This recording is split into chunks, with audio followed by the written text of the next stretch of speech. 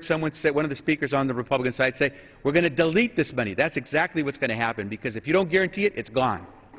And so, Mr. Speaker, the truth is we have to make sure we can train the next generation of medical leaders, and therefore I urge my colleagues to vote against this legislation. The gentleman from California's time has expired. The gentleman from Texas reserves. The gentleman from Kentucky is recognized. Thank you, Mr. Chairman. I'll yield myself 1 minute. The gentleman's recognized for 1 Thank minute. you, Mr.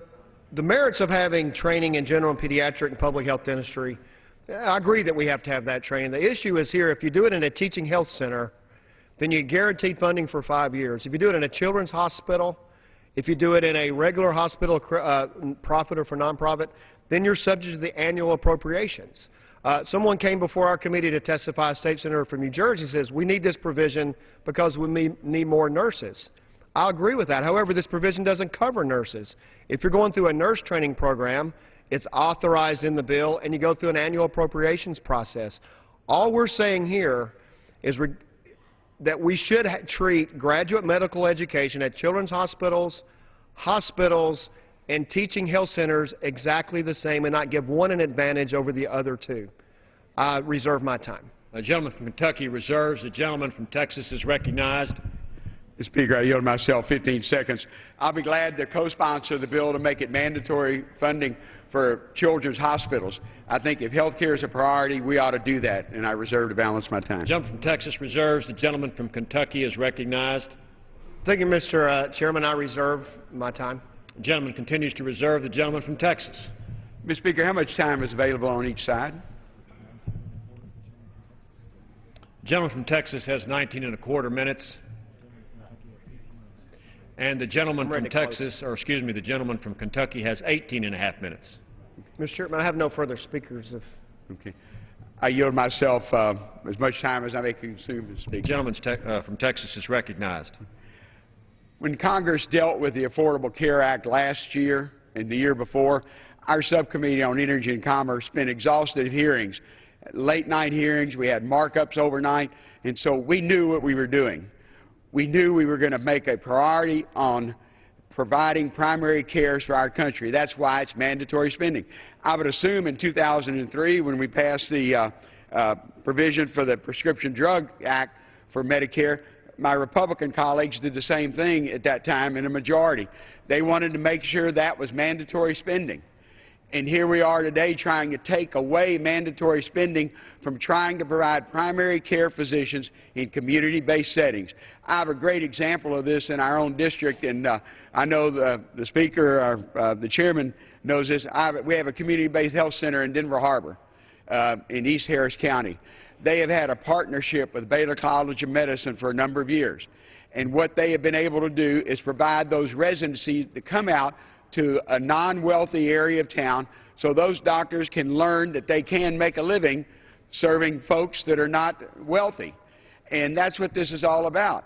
And we found out that the statistics show that if they do their residency through a community-based health center, they will actually come back, more likely to come back and serve those communities. And that's why that needs to be mandatory spending, Mr. Speaker, and I reserve the balance of my time. The gentleman from Kentucky is recognized. Thank you, Mr. Chairman. I have no further speakers prepared to close. I'm sorry, Mr. Speaker. I do have a speaker. I'd like to yield to the gentleman from California, Mr. Bilbray. The gentleman from California is recognized. How much time? Gentleman from Kentucky, how much time? How much time does the gentleman from Kentucky I'll yield 2 minutes to the gentleman from California. The gentleman from California is recognized for 2 minutes. Thank you very much, Mr. Speaker. Mr. Speaker, I wasn't planning on addressing this item, but I heard so many of my colleagues, especially those on the other side, talk about the crisis of providing the doctors who are going to be essential for health care. And finally, we're talking about health care, not health care insurance. But as somebody who spent 10 years supervising the safety net for a community of 3 million in San Diego County, I just wish my colleagues on the other side, when they were worried about pediatricians and primary health care people, would understand that if you really want to protect those providers, why don't we sit down and talk about true tort reform, especially for the pediatricians. I mean, this is a cost that is bearing down, and when you're asking young people to get an education to be a primary health care provider, especially a pediatrician, explain to them why somebody on public assistance, on welfare, has more right to sue their physician than those men and women who are serving in uniform. The fact is, there is no way that we should be sitting up here saying that we really want the next generation to get into health care unless we're willing to tell our friends who are the trial lawyers that we're going to take the physicians off the counter. We're not going to allow lawsuits to be part of the overhead that is driving people out of the health care business. And I hope to say to both sides, if you really want to make sure there are future doctors, then let's have the bravery to stand up today and do something about the tort that those future doctors are looking at before they go into school. Now I yield back. Gentleman from California yields back. Gentleman from Texas is recognized. Speaker, I yield myself as much time as I can make confused. My colleague from California must have this bill confused with medical malpractice. In fact, the state of California and the state of Texas already have medical malpractice reform. That's not what this bill is about. This bill is about training primary care physicians to be able to serve everyone. I want them to serve the military. I want them to serve our veterans. In fact, again, I have a VA hospital in Houston that has a cooperative arrangement with the Baylor College of Medicine for a residency program. That's great. I want them to also be able to do that in their clinics, but I also want it for community-based health centers. And our statistics show us that if we have that example, and it's mandatory spending, that they make these agreements, that those folks will come back. They may go back to a military clinic, they may come back to a community-based health center, or they may come back and open up their practice in an area that's not the wealthiest part of town. That's why this mandatory legislation is so important. If you put a priority on making sure our constituents can go see a doctor, I can't imagine repealing this, voting for this bill, and I reserve the balance of my time. Gentleman reserves. Gentleman from Kentucky is recognized. Thank you, Mr. Chairman. I yield additional 2 minutes to the gentleman from California.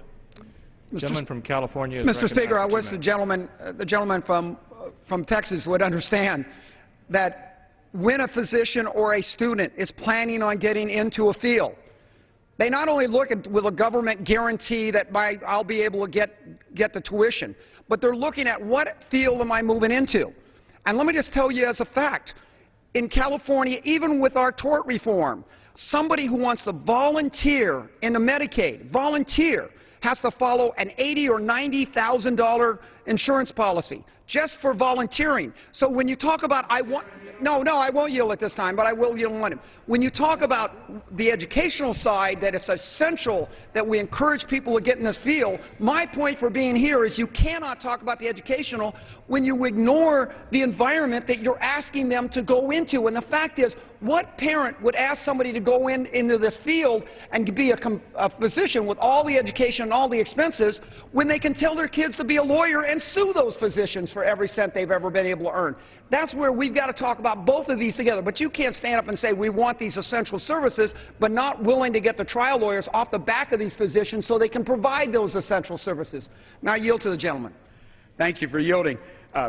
Again, this is not a medical malpractice bill, but I'd be glad to offer you to be a co-sponsor. We passed the bill out of this House twice and sent it to the Senate that will allow volunteers to go into community-based health centers and be covered under Federal Tort Claims Act. Congressman Murphy from Pennsylvania is the lead sponsor of this Congress. I've been the lead sponsor when Democrats have been in control because we need to do that. If I could do it under this bill, I would do it. But this came out of your conference that you want to repeal mandatory spending to try and train primary care doctors to serve in primary care clinics or whatever. But I want them to go into reclaiming my time. Look, the fact is, you still are holding these physicians are being held with a liability that is inappropriate, way over the head, and is not justifiable. And it's yield another minute. Gentleman from We're talking about the fact that California is recognized for one additional those minute. who want to stand up and say we'll spend federal funds to create an environment to provide health care, but then not be willing to say not just the fact that we find special tort coverage, and I know that gentleman from Texas knows because I was at a county level providing those services. We have federal programs that protect those in the community clinic. But we're not just talking about the little bit of protection we get with our federal protection. We're talking about the whole tort exposure needs to be considered. And if you want to talk about access and stand up here and have the moral high ground on access, you've got to be willing to take on the big guy, the powerful trial lawyers that's saying, look, physicians are going to be held harmless from your lawsuits. We're going to find a reason to encourage young people to go to school, not just by providing federal subsidies to their tuition, but also telling them once you get your degree, you'll be able to go into a field where you'll be able to practice your art of medicine without having somebody who's never had to make a life-and-death decision drag you before a judge and jury and attack you for your decisions. And I yield back. Time's expired. I reserve. Gentleman reserves. Gentleman from Texas is recognized. Thank you, Mr. Speaker. I yield myself as much time as I may consume. My colleague from California again is confused. We have H.R. 5 that the majority has to federalize medical malpractice insurance in our country. Some states have taken care of it. The state of Texas has done it by constitutional amendment. And that debate may come up if the majority brings up their H.R. 5. With that, Mr. Speaker, I yield 2 minutes to my colleague, Congressman Tonkin. Thank you, Mr. Chair. Gentleman from New York is recognized for 2 minutes. Thank you, Mr. Chair. The underlying legislation guts funding for vital teaching health centers across the country. Teaching health centers are residency programs for primary care physicians, providing community-based training for doctors who will go on to work in rural and our underserved areas. Mr. Chair, my amendment is very simple. It requires that we find out exactly how many primary care physicians we will lose if Republicans succeed in cutting teaching health centers across the country. My amendment commissions the Government Accountability Office to report on these findings so that the American people can see how drastically these cuts will eliminate jobs and hurt the quality, access, and affordability of primary care health options. I'm interested to know, Mr. Chair, if some of the Republican colleagues are aware that if H.R. 1216 is adopted, there will be fewer primary care doctors working in their communities. For example, this bill guts funding for 23 physicians at the Health Teacher Center in the heart of Scranton, Pennsylvania. These 23 individuals are being trained to provide basic health care for constituents in the greater Scranton area. If my Republican colleague from the Scranton area joins the Republican leadership in eliminating this program, his community will lose training for 23 new primary care physicians. That's 23 jobs that they support, and 23 individuals who help serve constituents with their health care needs. Again, Mr. Chair, my amendment is a matter of effective oversight.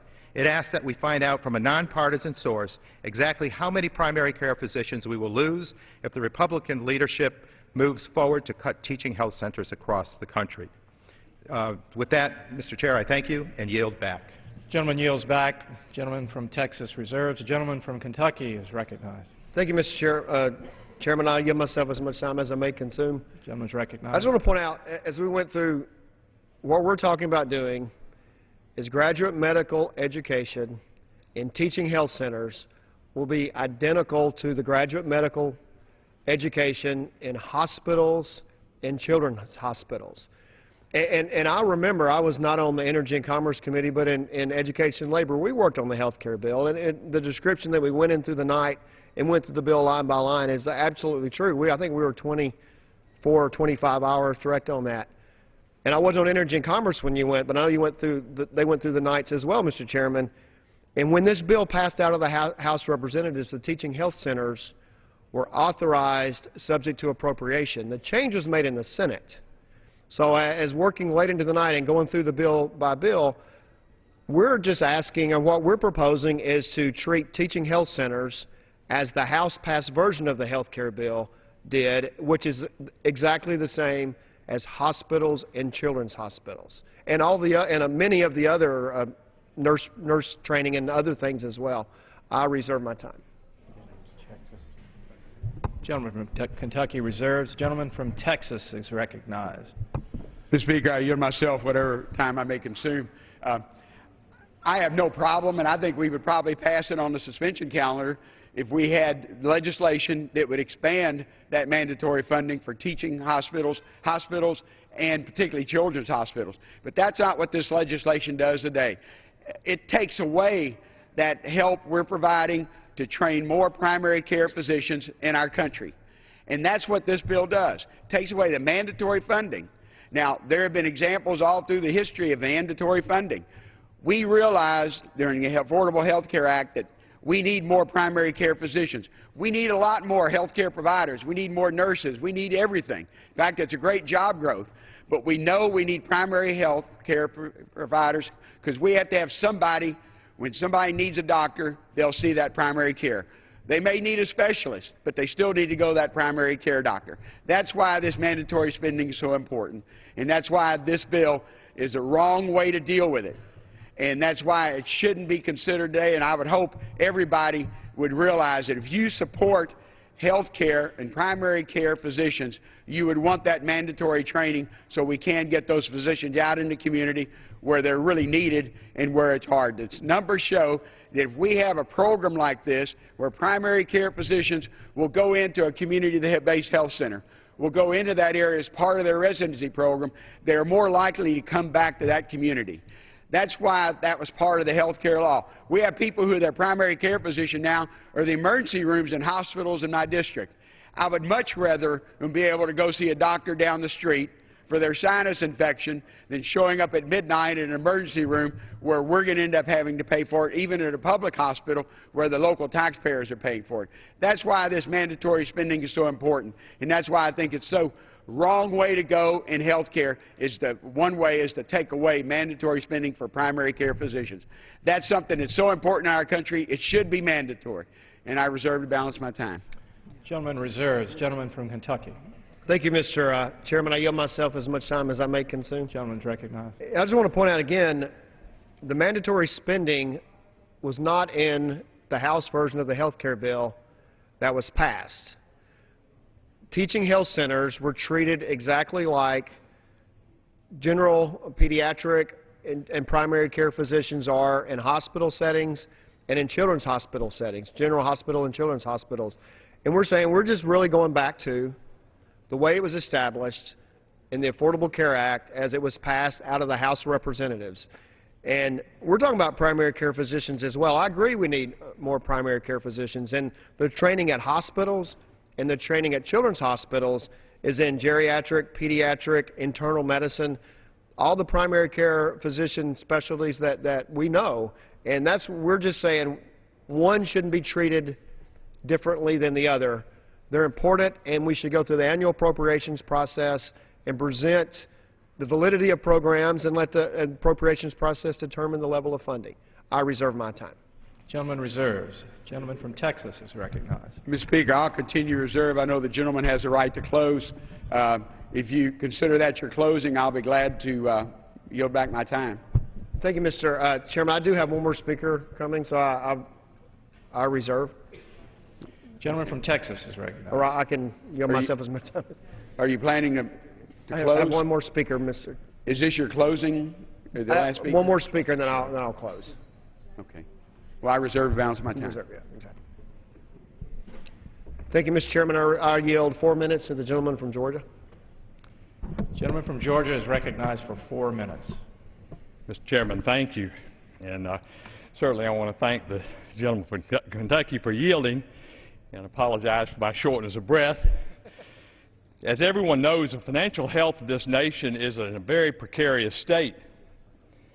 Unfortunately, it was made worse by the spending decisions and actions of this last Congress. Today, the federal government borrows 41 cents of every dollar it spends. We are facing a $1.6 trillion deficit for this fiscal year, the third straight year of trillion-dollar deficit, an all-time record in nominal terms and new post-World War II record as a share of the economy. The reckless spending of the last Congress has only exacerbated this problem. The so-called stimulus bill that didn't stimulate much besides a lot of wasteful spending, and Obamacare, Patient Protection, and I think Unaffordable Care Act are two such examples of legislation that spent recklessly. Mr. Chairman, among the 2,400 pages of Obamacare, the last Congress created $105 billion in secret slush funds that can be used to advance the political goals of President Obama and his administration without our oversight, congressional oversight. At a time when our country is facing financial ruin, my concern is how much damage to our national budget the White House can do with these funding streams. The time for blank checks is over. The time for leadership is now. Section 5508 of Obamacare provides a $230 million direct appropriation for teaching health centers residency programs.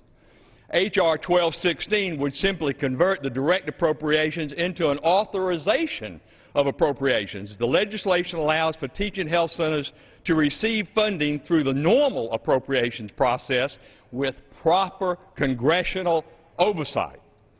Mr. Chairman, many members of this Congress have supported medical education. I certainly count myself among them, including graduate medical education for children's hospital programs. However, in her testimony before the Energy and Commerce Health Subcommittee earlier this year, HHS Secretary Sebelius stated that the President's FY 2012 budget eliminates children's hospitals' graduate medical education programs because they duplicate the teaching center funds in Obamacare. Mr. Speaker, is this the future of medical education that we want for our children? Teaching our medical professions in clinics that might not be equipped to properly train them to handle emergency situations versus in hospitals regarded as centers of excellence, like the Children's Health Care Center of Atlanta in my own home state of Georgia. This is why the appropriations process is so important. We need congressional oversight to help decide what the priorities of tomorrow should be. This Congress, the 112th, is focused on reining in spending and reducing our deficit. We cannot do the job of the American people and make the spending cuts necessary unless the legislative branch has oversight over federal spending. If this is truly the people's house, give back what the last Congress gave away, control over the budget. If this body is sincere in its wishes to restore fiscal sanity in this country, I see no reason why this body should not be voting in a bipartisan manner to prevent this president, or any president for that matter, from spending our nation into insolvency. So I urge all of my colleagues, support H.R. 1216. I thank the gentleman from Kentucky for his bill and yielding the time, and I yield back the balance. Gentleman yields back. Gentleman from Kentucky reserves. Gentleman from Texas. Mr. Speaker, I yield myself as much time as I may consume. Let me correct some of the statements that have been made. We have had mandatory hospital training residency programs since 1965. And by taking away direct or mandatory spending for community-based residency programs, it's a direct attack on community-based programs. Let me list you the teaching hospital program that's under mandatory that was part of the Affordable Care Act. I joked on the floor one night, my colleague from Georgia, I wish they would name it the Green Act instead of Green Care instead of Obamacare, because I'm so proud of that law. The teaching hospital program supports the training of individuals who practice in family medicine, internal medicine, pediatrics, internal medicine pediatrics, obstetrics, gynecology, psychiatry, general dentistry, pediatric dentistry, or geriatrics. These are disciplines where we're experiencing significant physician shortages. That's why we need the mandatory spending. It does cover children. Now, we do have mandatory spending for hospital training, again, since 1965. All this bill would do would take it away from community-based health centers where we know there's a shortage, because the statistics show that if you have a doctor does residency or residency program through community-based centers, they are more likely to go back there and practice, whether it be pediatrician, whether it be family practice, whether it be internal medicine. That's where we need the growth and to have primary care physicians. So this is a direct attack on health care in our own country. Why wouldn't we want it mandatory for community-based facilities if it's already mandatory for hospital training physicians? We need physicians in the community, not just in the hospitals. And if my colleague's ready to close, I can yield back my time, Mr. Speaker. Are you ready to close? I'm closing. I'm Okay. ready to close. I yield back my time. Gentleman yields back. The gentleman from Kentucky is recognized. Thank you, Mr. Chairman. I'll yield myself as much time as I may consume. Gentleman's recognized. Again, Mr. Chairman, I'm here today to say that it is important that we have adequate supply of primary care physicians. It's important public policy for this country. It is important that we also have oversight and control over the budget and the way the money is spent, and we do that through the appropriations process. I just want to point out, after all the effort, and there was great effort in putting together the last Congress, the health care bill, when we passed out of this Congress, the House passed version, this was an authorized subject to appropriation section of the bill. So I know it's been kind of described as this is against health care through the country, but that was the way that, through much debate, it passed out of this House of Representatives. It treats it similar to hospital-based education and primary care, children's hospital-based. It puts it on equal footing with nurses program, nurse practitioner programs, and other programs. And we all agree that we have shortages and we need more people in those fields. And just want to reiterate, this does not eliminate the program. It authorizes it, and what it does change is from the direct appropriation to a authorized and a appropriation through the regular appropriation process. With that, I yield back. The gentleman from Kentucky yields back. All time for general debate has expired. Pursuant to the rule, the bill shall be considered read for amendment under the 5-minute rule.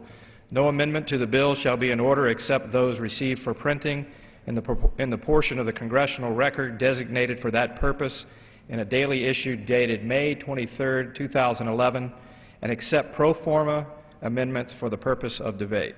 Each amendment so received may be offered only by the member who caused it to be printed or a designee and shall be considered read. Are there any amendments to the bill? Gentleman from New York, rise. Sure. I have an amendment at the desk, Mr. Chair, that is printed as Amendment Number 2 to H.R. 1216 in the congressional record. The clerk will designate the amendment. Amendment Number 2, printed in the congressional record, offered by Mr. Tonko of New York.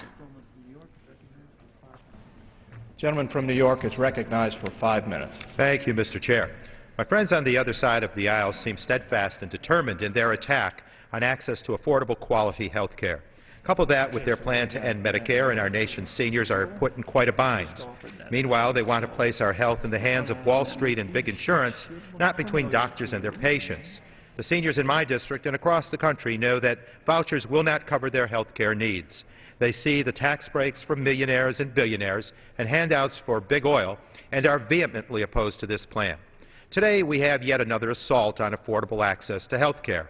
My Republican colleagues have found their new boogeyman, family practice physicians. This is surprising, as we have a dire shortage of primary care physicians in our country.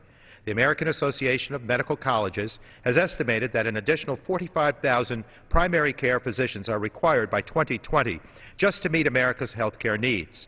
A few short months ago, both sides of the aisle agreed on the need to build our nation's primary care workforce. This is a proven way to bend the health care cost curve by decreasing health spending through prevention and early simple treatment. Unfortunately, Republicans have since changed their tune. They have declared that the problem is not that we have a shortage of these crucial doctors. Instead, they must believe we have too many primary care physicians. And so we face this call to eliminate training for those on the front lines of the fight for quality care. The underlying legislation guts funding for vital teaching health centers across our country. Teaching health centers are residency programs for primary care physicians, providing community-based training for doctors who will go on to work in rural and our underserved areas. From Medicare to high gas prices to tax rates, my friends on the other side have proposed time and time again policies that put middle-class Americans on the line and let Wall Street, big oil, and big insurance take over and earn big. The constituents in my home district in the capital region of New York State need a break. They are looking at the price of gas, at the price of food, and the price of prescription drugs, and just wondering how they will make it through the month. Do we need to balance the budget? Yes. Do we need to balance the budget on the backs of hardworking Americans that play by the rules? Absolutely not. Mr. Chair, my amendment is very simple. It requires that we find out exactly how many primary care physicians we will lose if Republicans succeed in cutting teaching health centers across our country. My amendment commissions the Government Accountability Office to report on these findings so that the American people can see how drastically these cuts will eliminate jobs and hurt the equality, access, and affordability of primary care health options. I am interested to know, Mr. Chair, if some of my Republican colleagues are aware that if H.R. 1216 is adopted, there will be fewer primary care doctors working in their communities.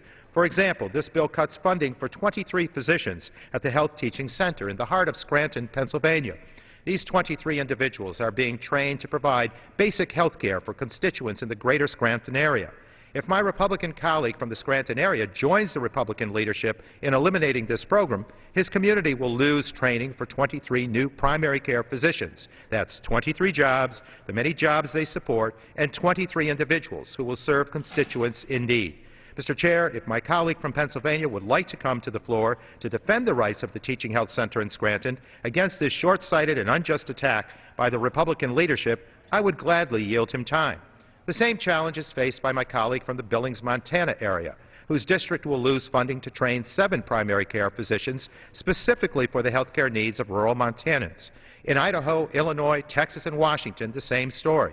All of these communities are seeing good American jobs put at risk. And for what? To fund handouts to insurance and oil companies, to pay for even more tax breaks to millionaires, billionaires, and some of the wealthiest corporations on earth. I would gladly yield my Republican colleagues from these districts time to defend their constituents. Again, Mr. Chair, my amendment is a matter of effective oversight. It asks that we find out from a nonpartisan source exactly how many primary care physicians we will lose if the Republican leadership moves forward to cut teaching health centers across our country. When it comes to ensuring our constituents have access to basic primary health care, when it comes to protecting Medicare and Social Security for our seniors, and ensuring they have a healthy and comfortable retirement, there should be no disagreement. Please join me in supporting this amendment and standing with middle-class Americans across the country. Thank you, Mr. Chair, and with that, I yield back. The gentleman from New York yields back. For what purpose does the gentleman from Kentucky rise? To speak on the amendment, Mr. Chairman. The gentleman wishes to be recognized on the amendment. To strike the last word. To strike the last word. The gentleman is recognized for 5 minutes. Thank you, Mr. Chairman. I stand in opposition to the amendment. I first want to point out the list that was read of teaching health centers. The text of the bill is clear. It's very clear that we only rescind unobligated funding. So if the funding has been obligated, then it continues to move forward. So the list that was read, those will be funded. The amendment before us directs the GAO to determine the number of physicians that will be trained by this program if funds were not kept mandatory. I oppose the general premise that a program must have mandatory funding in order to be effective. This type of thinking has led us to massive budget deficits as far as the eye can see. During the debate on the continuing resolution, I can remember more than a few members complaining that reductions in discretionary spending would have little impact on the deficit.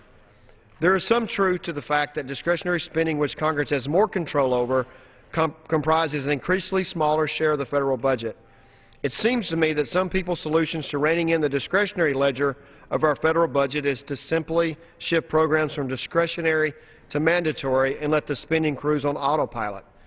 That is not responsible governing. In a time of $1.5 trillion annual deficits, we must make spending priorities. However, setting priorities involve tough choices. The people that oppose this bill do so because they are unwilling to make the tough choices on what programs the federal government should fund and what they should not. So let's review what happened. Certain programs for training were made mandatory in the Health Care Act, and others were subject to future appropriations. Listen to the debate today. It is apparent that some believe any provision in the Health Care Act that authorized a program subject to appropriations is essentially meaningless and did nothing at all. I have heard members extol the virtues of dental education programs or training for nurse education in the Health Care Act, but they are subject to further appropriations.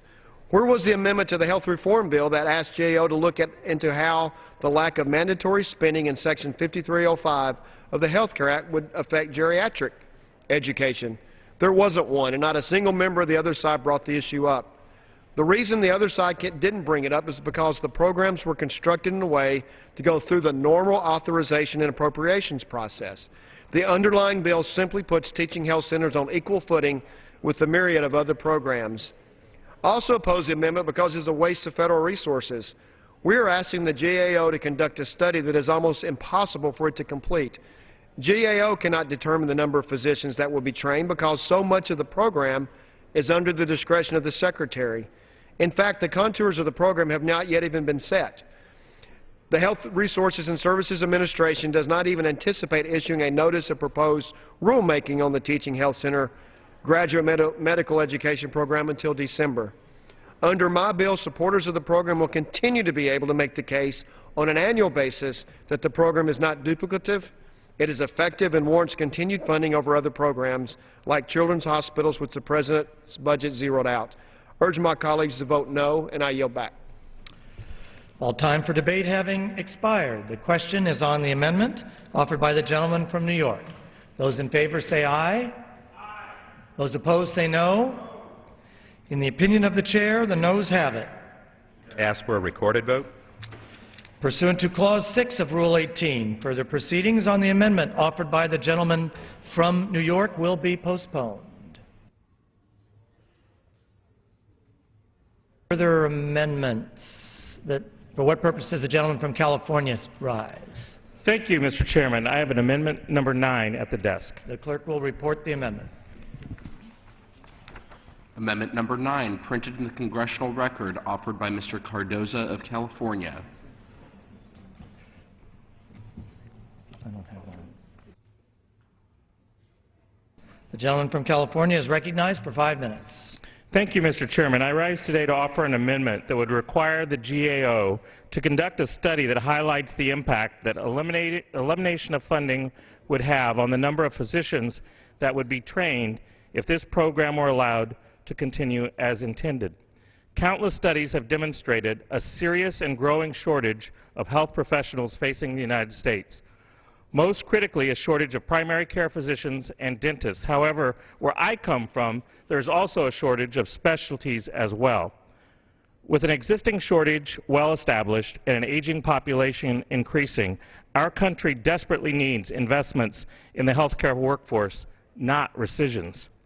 In my home state of California alone, there are 567 designated health professional shortage areas, which include a population of more than 3.8 million medically underserved individuals. In California's central San Joaquin Valley, there are already less than 87 primary care physicians for 100,000 patients of population. The doctor-patient ratio in my region is not getting better, it's getting significantly worse.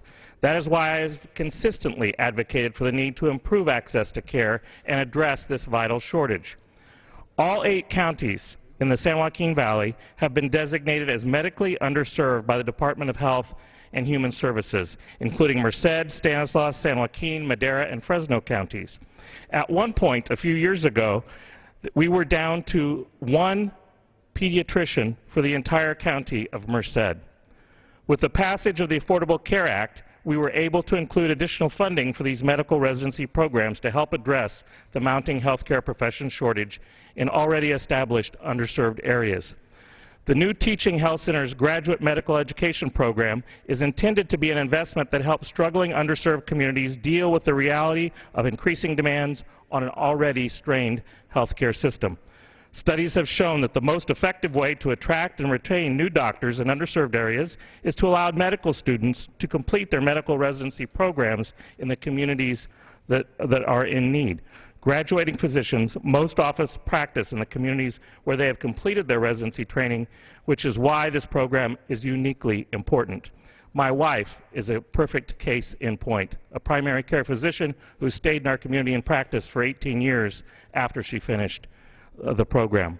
Without these critical investments, the lack of care will most certainly have a costly price on health and well-being of many rural, underserved communities, including those that I represent. Mr. Chairman, I reserve the balance of my time.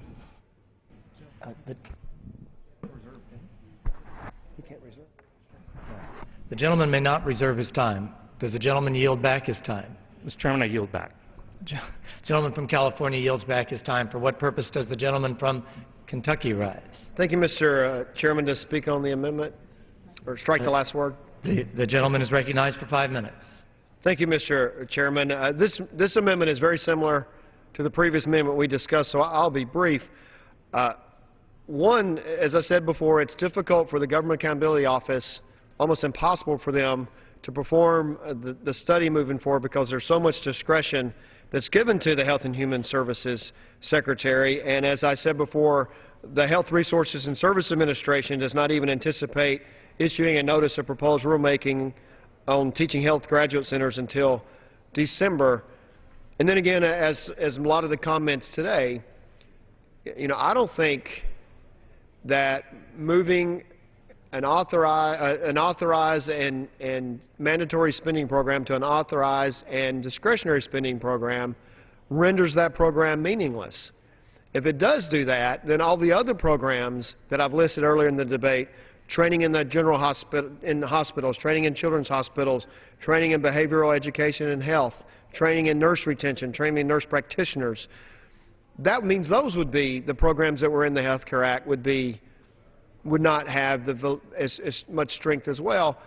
And so just the comments that by moving this from one part of the budget to the other makes it meaningless, to me it's just not accurate. And the second, I also want to stress again that the language of the bill is clear. We do not rescind obligated funds. It's only unobligated funds. So again, it wasn't with my friend from California, but earlier mentioned that there were programs that have already been in place that would be hurt by that. If the funds have been obligated, those programs move forward. I yield back my time. All time having expired. Oh, for what purpose does the gentleman from Texas rise? Strike the last word. The gentleman is recognized for 5 minutes. Mr. Speaker, members, what I'd like to do is, I know there's been talk about the only obligated money. I'd like to ask unanimous consent to introduce in the record a press release issued in January 25th of this year from Health and Human Services announcing new teaching hospital centers graduate medical education program. And of those programs, it lists the ones, and that money is obligated, but there will be no future funding for them. So you get a few months of funding, but you don't get any more funding. And that's why I'd like to have this list. There are actually 6 Republican The gentleman's districts. request will be covered by general leave. The gentleman may proceed. Okay. Thank you. I'd like to introduce this into the record because these centers, 6 of them are in Republican districts, 5 in Democratic districts, will get a very short 3 months worth of funding under this if this bill becomes law. And they will not, it doesn't do any good. Graduate medical education pays for the training of that physician. These community centers will only receive a short term. So it may only be talking about that obligated money, but they will they won't get any more after this year if this bill becomes law. That's why it's so important that this bill be defeated or that we adopt an amendment similar to our colleague from California. And I ask unanimous consent to place this press release in the record with the listing of the health centers. Again, the gentleman's request will be covered by general leave. Thank you. Is there further debate on this amendment? If not, for what purpose does the gentleman from Minnesota rise? The gentleman is recognized for 5 minutes. Mr. Chair, I move to strike the last word and to raise in opposition to this underlying bill. As the Senate votes this week on the Republican scheme to end Medicare, I'm standing up to protect health care for our seniors. Our seniors, they've blazed a trail for all of us. They've fought the wars. They've earned the money. They've come and made America a great place, and we haven't inherited what they've done. We haven't inherited what our senior citizens have made for us. And now we see our Republican colleagues want to end Medicare for these same seniors, to spend nearly $1 trillion on handouts to millionaires, not only harms America's seniors, but threatens our economic future. Medicare guarantees a healthy and secure retirement for Americans who pay into it their whole lives, Mr. Chairman.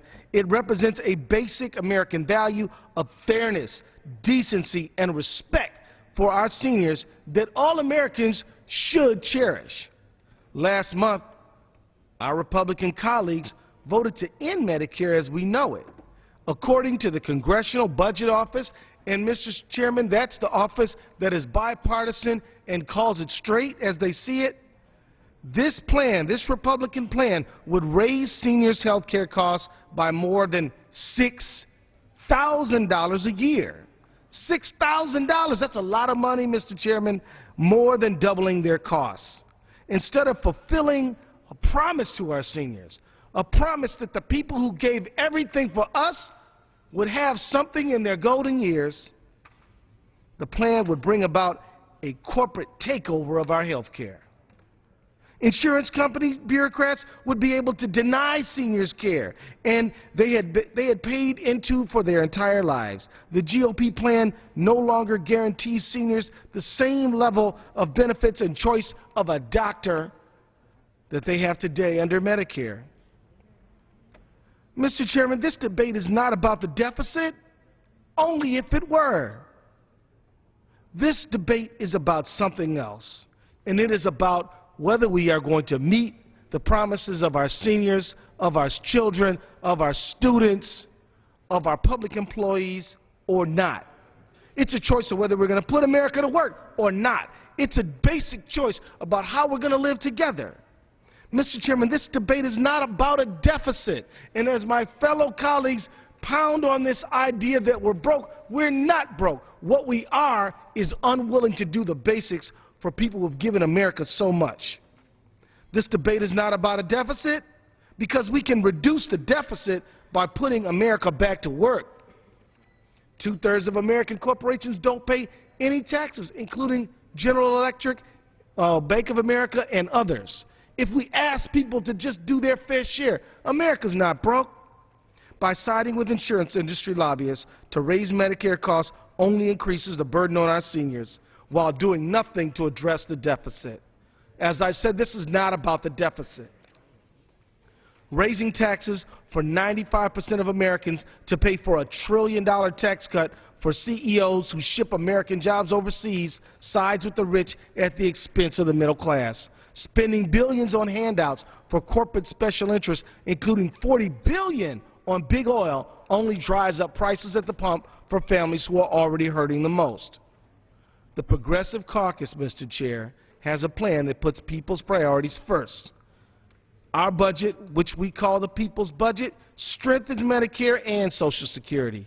It lets Medicare negotiate cheaper drug prices so insurance company bureaucrats can't deny you the medication you need, and it creates jobs by eliminating the deficit by 2021. That's right, the Progressive Caucus eliminates the deficit. That is the fiscally responsible budget. That's a budget that Americans could get behind, not some budget that rewards the rich at the expense of everybody else and doesn't do anything to end the deficit. I'll not stand for a vision of America that throws American seniors under the bus. We have a vision of honoring our seniors, honoring those people, the greatest generation, the generation that brought us civil rights, women's rights, human rights, the generation that brought us Medicare. We are in a generational fight, Mr. Chairman, and generations in the future will look back on us and ask us, why did we let the Republican caucus take away the basic promises of America? And we will be able to stand now and say, we didn't. We fought them back, and we fought for America where everybody does better, because everybody does better, including our seniors.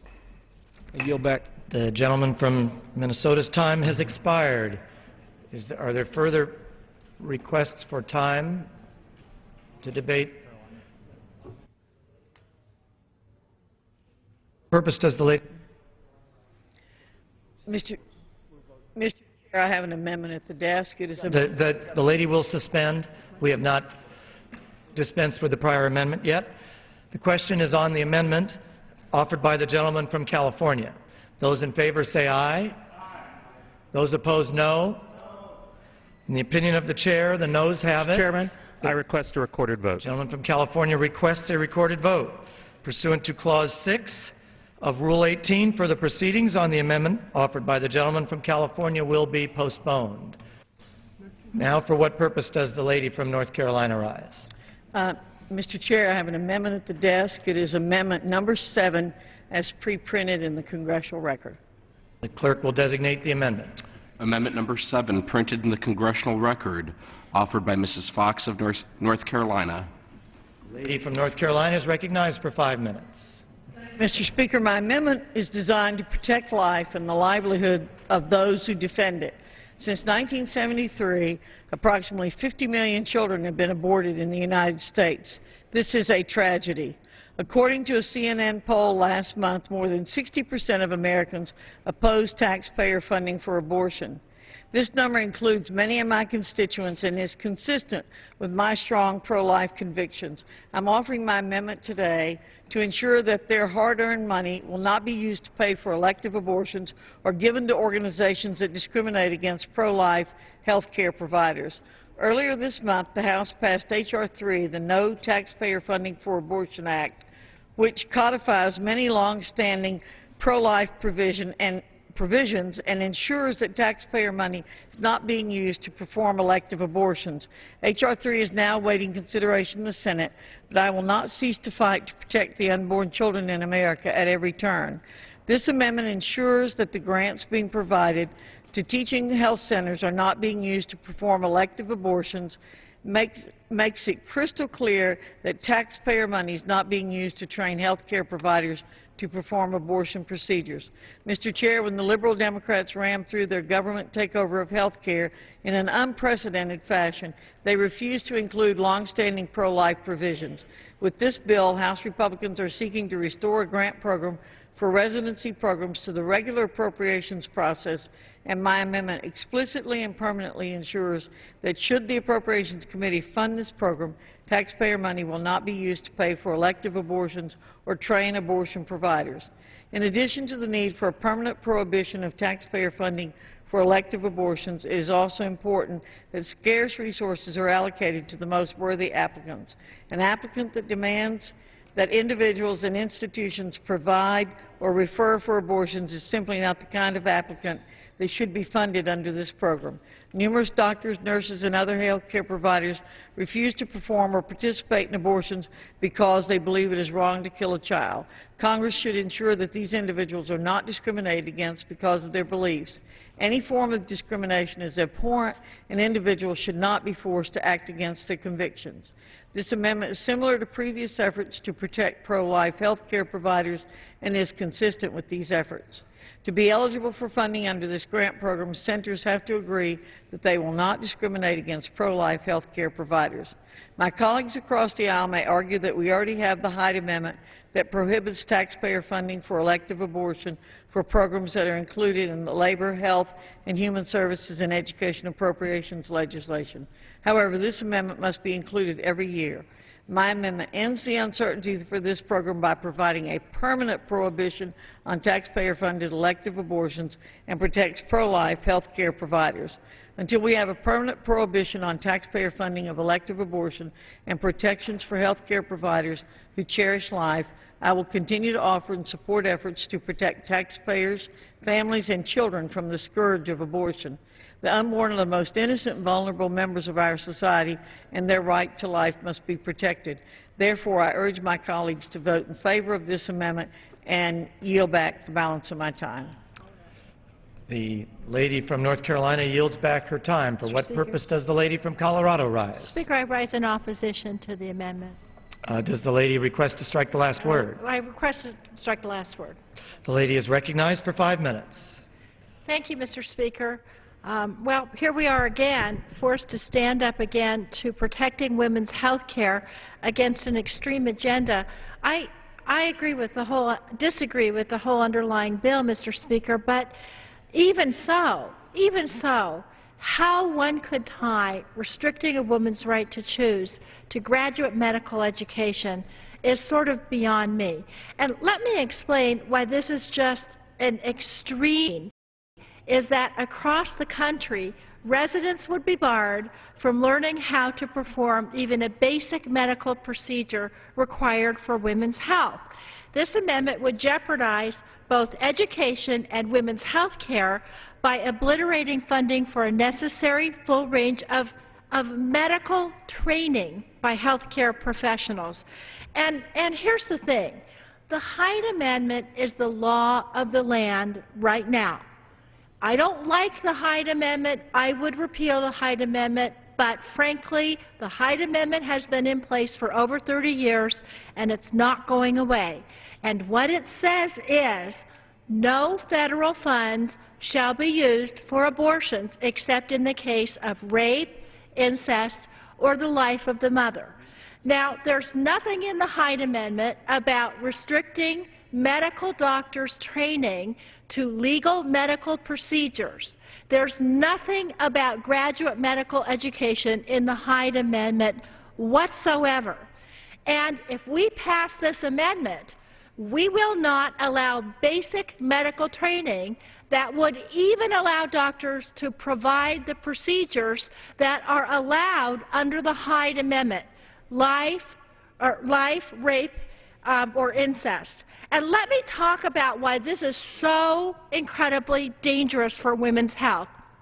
Ensuring that doctors and nurses are fully trained in abortion provision is essential to ensuring that they can be providing life-saving care when abortion is a medically necessary procedure to save the life of a pregnant woman. Now, most pregnancies, thank goodness, progress safely, but sometimes there's an emergency, and sometimes a medical abortion is necessary to protect a woman's health or life. For example, Mr. Speaker, in cases of preeclampsia, hemorrhage, and severe pulmonary hypertension, or bleeding placenta previa, which can be fatal if left untreated, an abortion is a life-saving procedure. In addition, if managing a miscarriage, sometimes an abortion procedure is essential to saving the woman's life.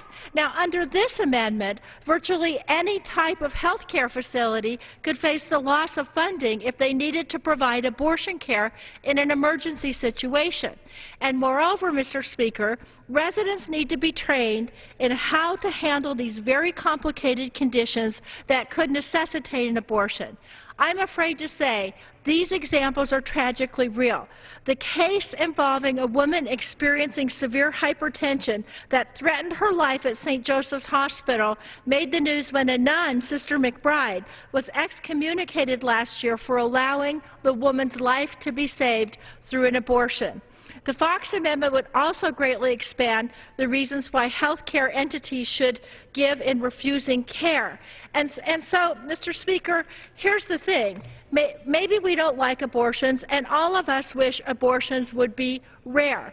But sadly, even in the case of a wanted child with a loving home and everything else, even in the case of an exception under the Hyde Amendment, sometimes abortions are necessary.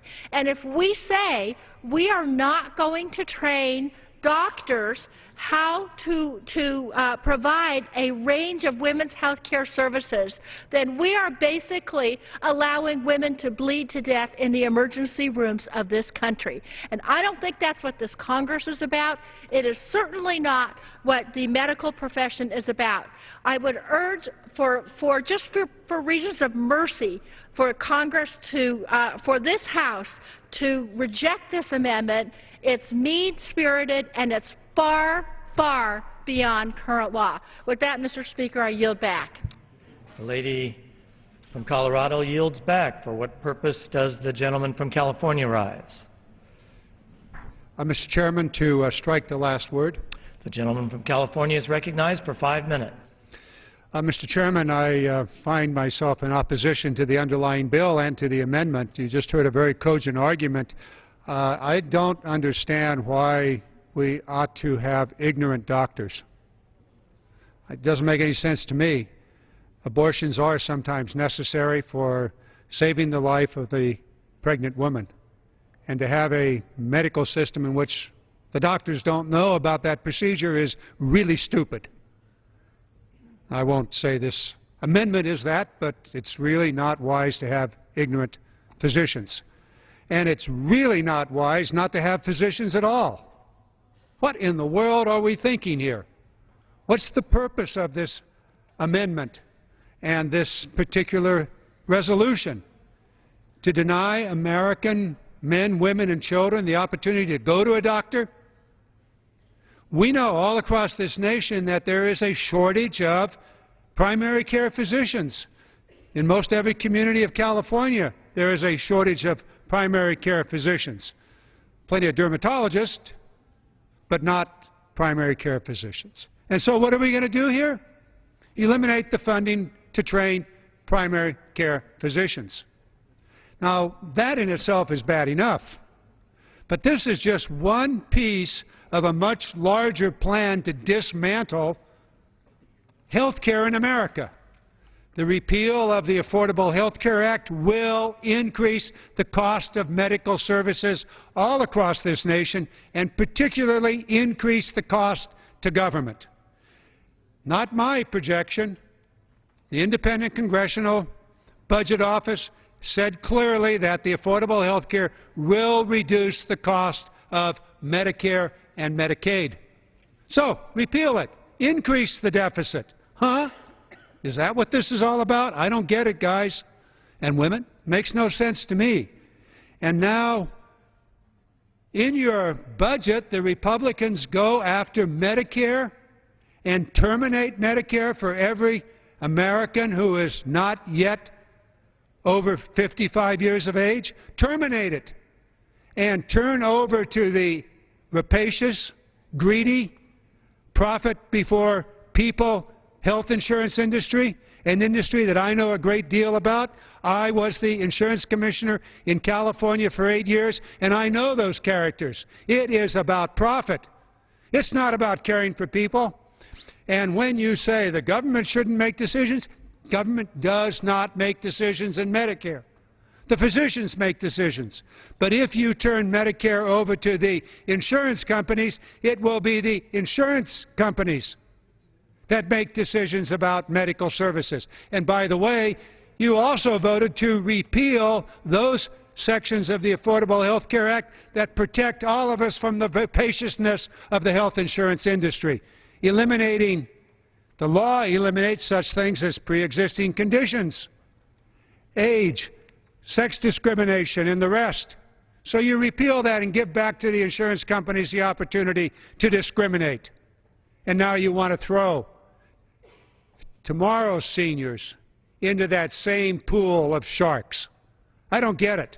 It makes no sense whatsoever. It perhaps is the worst idea I've heard in the 35 years I've been involved in public health and in public policy. It makes no sense whatsoever. And this bill, on top of it, come on. We're not going to train primary care physicians. What in the world are you thinking? I don't get it. I don't get the whole strategy.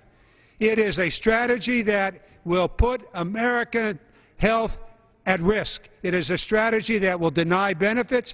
It is a strategy that will provide us with this latest amendment, doctors that are ignorant about basic women's health. And it is a strategy that will deny us the necessary primary care physicians. Wow. What in the world are my Republican colleagues doing here? About the deficit? Oh, come on now. What you're doing is going to increase the deficit. You're going to increase the deficit. If there are not primary care physicians, then you'll go to the emergency room, and everybody knows that the emergency room is more expensive than a doctor's office. What are you doing? I don't get it, guys. I don't understand. You're worried about the deficit, yet you take action that increases the deficit? Makes no sense to me.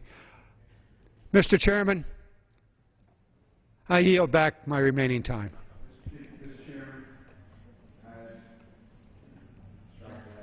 Gentleman's recognized. Gentleman from Texas. Thank you, Madam Speaker.